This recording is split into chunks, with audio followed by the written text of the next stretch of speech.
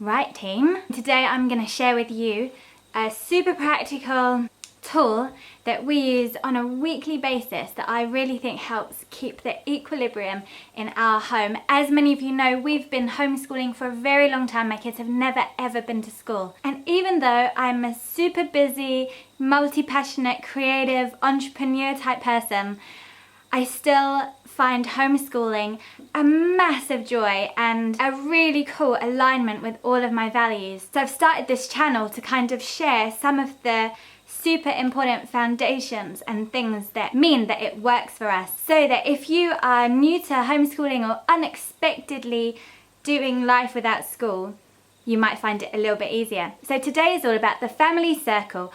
What it is, what you need, how to do it, what will make it not work for you, and how it can bring more harmony into your home. The family circle is a kind of democratic form of decision making, solution gathering, and emotion holding. Depending on your family, you might choose to have two different circles, one more for the emotional side of things, because if you're feeling a little bit discombobulated in the middle of a pandemic, just think how your kids might be feeling. I'm sure you have actually thought about how your kids are feeling, and they're probably letting you know as well. But you might want to have a distinct family circle that is simply a time for you and your kids to just let go and put down some of their feelings. And if you're new to homeschooling, you will almost certainly want to trial a family circle for decision making and planning how your day-to-day life works. You'll want to activate a family circle if there's some tension in your family, if there's been some conflict or some behavior that one of you is not happy about. Maybe like you've got to the end of the day and you've thought, that's not the way I want to parent. A family circle is a way for you to kind of like reset things, let your kids know that you want to do things differently, but you're a little bit stuck in, and gather some of their opinions on how to do that. Now, ideally, family circles are fairly short, between 15 and 20 minutes, and they happen regularly so that they don't have to be like there's a massive like whoa big heavy experience for everybody. To have a successful family circle, you'll almost certainly want to have some snacks there or some food. Often we actually hold our family circles while we're eating dinner because we're all kind of like sitting down enjoying each other's company anyway. If you've got kids with a lot of energy or who are quite sensory or find it really hard to sit still, you might want to have some Play-Doh or something sensory that they can be playing with while they are staying engaged. You want to have a super comfortable space. You'll want to probably have a big sheet of paper and some pens. You want to have enough time so that you don't really feel pressured, you're not rushing off to do anything. And you might enjoy having a stick, like some kind of family stick or family piece. I'll show you our one.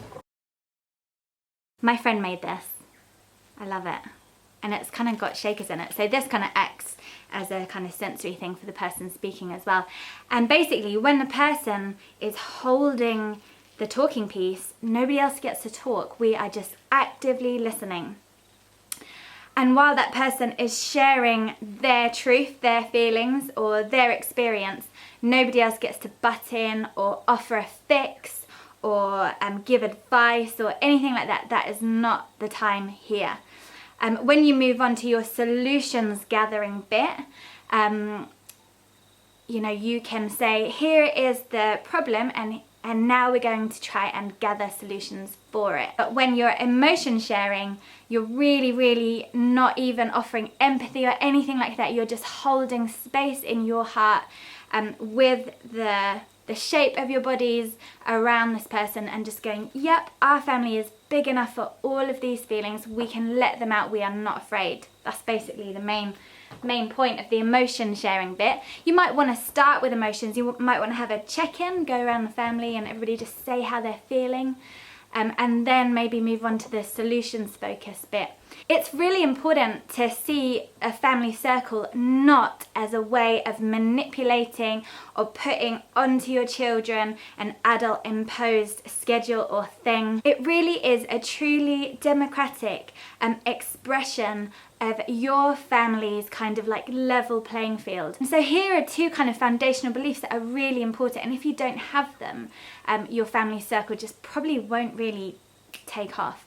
So the first belief is that you have to genuinely believe in your kids' ability to come up with excellent solutions. And we live in quite a childish kind of world. We live in this world where we think adults always know best and kids are just kind of silly or frivolous or don't really like know the best thing. Whereas I think we need to come to a family circle going, everybody has a piece of the puzzle. Everybody can come up with something creative that could make our whole family experience way better. We had a family circle just as we were going into lockdown to kind of go, whoa, how are we going to handle the next 4 weeks all together? And it was just the best family circle.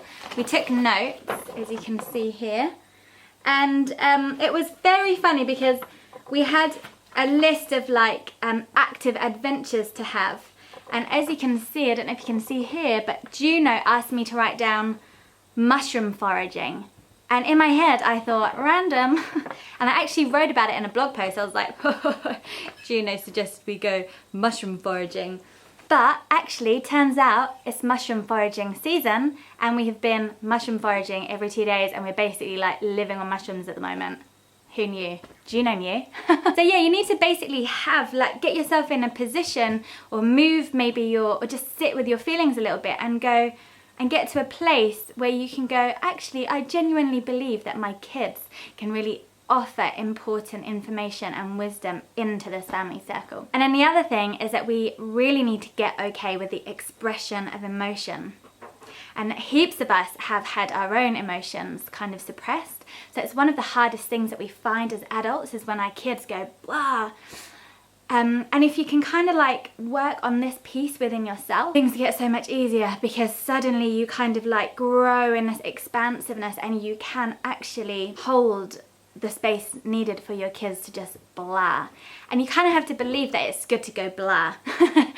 I personally think that stuff that impacts us, that doesn't get expressed, becomes a kind of oppression in our bodies, that it kind of like becomes something that just dampens our spirits. So I am all for blah in every way, and a family circle can be a really, really lovely way of kind of bringing some structure to that. And so often you think you're doing it, but your kids need that kind of over permission to do it. So we have a very kind of blah style family life where we just let all our emotions out, blah blah, and let all our emotions out. And then the other day we had a little like emotional family check-in and about a particular bit of tension, and Ramona did a big whoo and let it all out, and then afterwards she sort of like wiped her brow and was like, goodness, what a weight off my chest to let that out.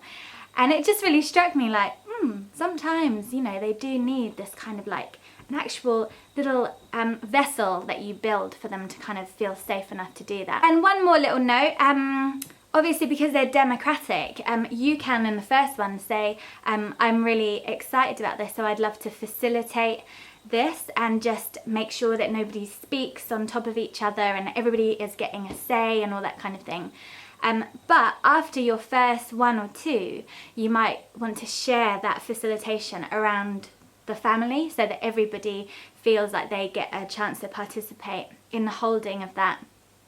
And so it's not always the adult going, oh, don't interrupt. Don't interrupt. If you share that around, then your kids really feel like they are a part of the leadership of your family as well, which I think is like quite a cool thing, right? Yeah, so that's a little introduction to a family circle. I would love to hear from you. Have you tried a family circle?